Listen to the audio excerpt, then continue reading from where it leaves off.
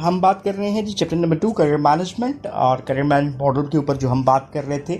Last हमने career goals और strategies पे बात की, अभी हम बात करते हैं स्ट्रैटेजीज़ उसकी इम्प्लीमेंटेशन के हवाले से, और अभी करियर अप्रेजल के ऊपर। So what is career appraisal? Career appraisal is the process by which people acquire and use career related feedback. क्या मिला जी हमें? Career related feedback. फीडबैक किसको कहते हैं जी? जो हमारी परफॉर्मेंस के ऊपर हमें मिल रहा है कि हमने अच्छा किया, बुरा किया, व्हाटएवर। सो करियर अप्रेजल प्रोसेस जो है which is very much important, इसको थोड़ा सा देखते हैं हम यहाँ पर। ये जी हमने स्ट्रैटेजी को इम्प्लीमेंट किया, जो इसी के बैक एंड पे हमने करियर के गोल्स बनाए थे और उसके लिए स्ट्रैटेजीज़ बनाए थे। इन स्ट्रैटेजीज़ को हमने क्या किया जी? इम्प्लीमेंट। ये हमने अभी लास्ट पे जो कुछ स्ट्रैटेजीज़ देखी थी उसको थोड़ा सा रिव्यू करते हुए चलते हैं। So these are the different competencies in the present job: extended work involvement, development of the skills, image building, organizational politics, etc. These are the different strategies जिसको हम combination में use कर सकते हैं अपने career goals को achieve करने के लिए। हमने उनको implement किया, so it will give us two things: progress towards goal and feedback। और ये feedback आपके पास क्या होगा? work feedback होगा, और आपके पास ये non work feedback हो सकता है। so ये दोनों चीज़ें हमें input देती हैं किसकी तरफ? Towards a career appraisal. So इसी को फर्दर अंडरस्टैंड करने की कोशिश करते हैं कि जो कंस्ट्रक्टिव फीडबैक है ये हमें हेल्प करता है कि हम असेस कर सकें कि जो गोल्स हमने बनाए थे, जो स्ट्रैटेजीज जो हमने इम्प्लीमेंट की हैं, क्या does they make any sense और नॉट।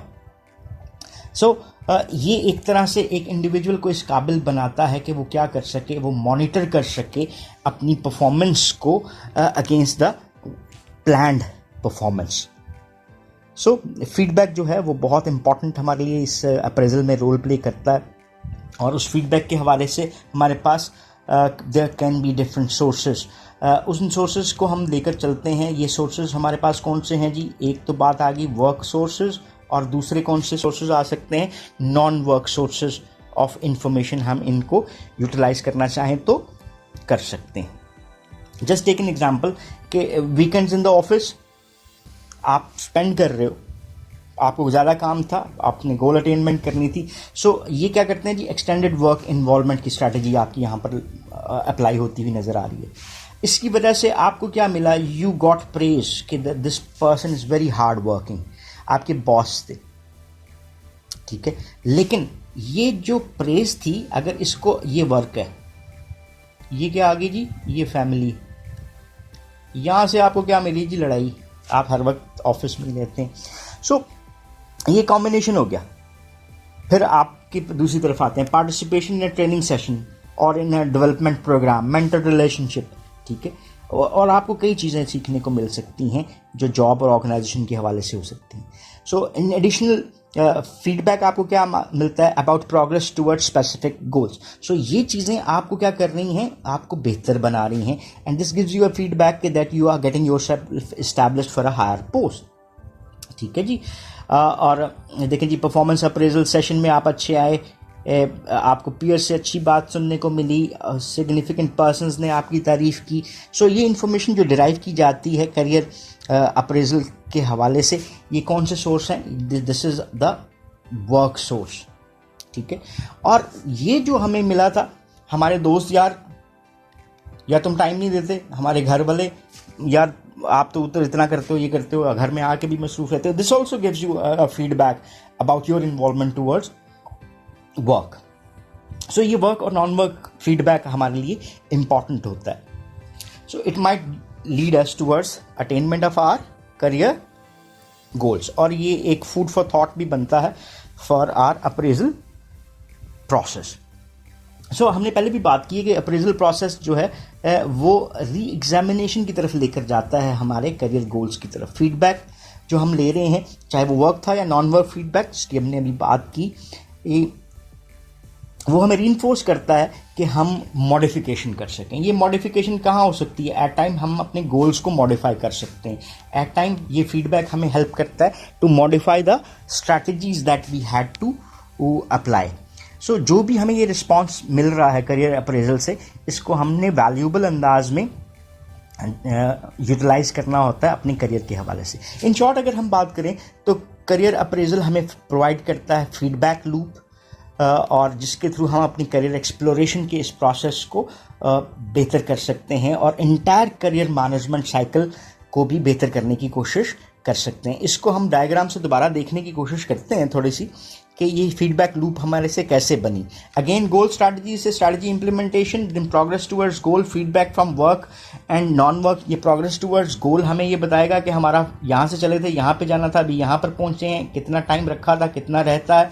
हमें गोल्स को चेंज करने की ज़रूरत है, हमें स्ट्रैटेजीज़ को चेंज करने की ज़रूरत है, and it will lead us back towards what, it will lead us back towards the career exploration, जो कि हमारे इस सारे डिज़ाइन का जो है एक पहला स्टेप था। ठीक है, सो इसका मतलब क्या हुआ कि ये हमें अब हेल्प करेगा वापस किसके ऊपर, एक्सप्लोरेशन के ऊपर। If goals are not achieved, तो हमें एक्सप्लोरेशन ये बताती है कि कहीं पे सेल्फ एक्सप्लोरेशन या इन्वायरमेंटल एक्सप्लोरेशन किसी में गलती हुई थी, हम उसको रिवाइज कर सकते हैं, हम गोल्स को रिवाइज कर सकते हैं, हम स्ट्रैटेजीज़ को रिवाइज कर सकते हैं या इम्प्लीमेंटेशन को रिवाइज कर सकते हैं। This is how this whole cycle moves on. यहीं पे हल्की सी बात, इसको आप रीड आउट भी साथ कीजिएगा। Career management as an ongoing process, why it is called as an ongoing process, what is the reason behind it. ये ऑनगोइंग प्रोसेस हमें क्यों नज़र आता है इसमें जी? पहली चीज़, because work is such a central part of life, or satisfying career can promote feelings of fulfillment, where a string of poor career decisions can have a devastating effect on a person's sense of well-being. So हमारी whole lot performance जो है वो entirely change हो सकती है।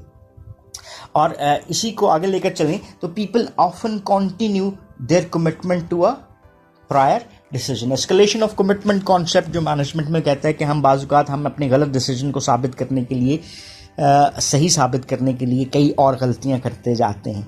ठीक है, तो इसका मतलब क्या हुआ? दिस ऑल्सो शोज़ कि हम अपनी ऑनगोइंग एक्टिविटी में इन्वॉल्व होते हुए नज़र आते हैं। So changing environments demand ongoing career management as well. जो हमने इन्वायरमेंटल एक्सप्लोरेशन की बात की थी, तो इन्वायरमेंट चेंज होते हैं, इंडस्ट्रीज़। क्या आप अभी से कुछ साल पहले आईटी इंडस्ट्री को ऐसे देखते थे? और आईटी इंडस्ट्री ने मिलियंस ऑफ जॉब्स क्रिएट की जो आज से कुछ साल पहले मौजूद नहीं थी। इसका मतलब है हमें इस चेंज के साथ अपने आप को बेहतर तौर पे कोप करने के लिए भी इन चीज़ों के साथ इन्वॉल्व होना पड़ेगा। फिर एक और बात जो हमें नज़र आती है, पीपल चेंज एज वेल। जो चीज़ हम बात कर रहे थे लाइकलीनेस, पसंद की, हो सकता है कुछ अरसे बाद अब वो हमें क्या हो, नापसंद हो। जिन चीज़ों को हम पहले वैल्यू करते थे आज उतनी वैल्यू नहीं देते। सो ये चेंजेस जो हैं वैल्यूज़ की, वो चेंजेस जो हमें नज़र आ सकती हैं अपनी प्रेफरेंसेस में। लाइक जिस टास्क को मैं पहले करना पसंद नहीं करता था, अब करता हूँ, और उस टास्क से related knowledge, skills and abilities मैंने डेवलप कर ली हैं, तो ये भी मुझे अपने नोटिस में लेकर आना पड़ेगा। So it's also helps us to know कि ये कॉन्टिन्यूस प्रोसेस है। So for these reasons career management should be a continual problem solving process. और अगर हम कहीं पे भी अपने आप को इस मैनेजमेंट प्रोसेस से बाहर समझते हैं तो we might not be doing it good. So that's all.